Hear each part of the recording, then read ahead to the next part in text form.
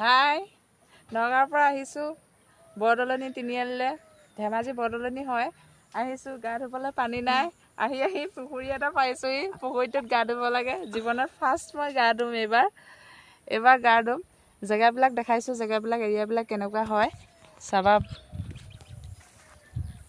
এয়া চোৱা, পথাৰৰ জেগা হয়। আমাৰ মানে মামাহঁতৰ ঘৰ পথাৰৰ জেগা হয় যে, এয়া পথাৰৰ জেগা হয়।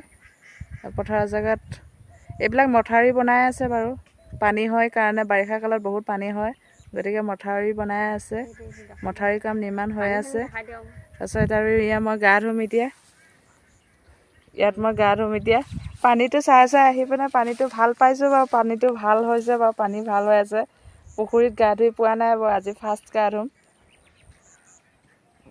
তাৰপিছত মানুহ কোনো নাই বাৰু পথাৰত, অকল আমি আছোঁ। মই আছোঁ আৰু মোৰ ভণ্টি আছে আৰু চাব বাৰু। এয়া চাওক, বহুত কষ্ট হয়। মানুহবিলাকে বহুত কষ্ট কৰি পানীবিলাক খাই থাকে। পানীবিলাক বহুত কষ্ট কৰি খায়, ফিল্টাৰ কৰি পানীবিলাক খাই থাকে। বহুত কষ্ট হয়, পানীৰ কাৰণে বহুত অসুবিধা হয় এইখিনি জেগাত।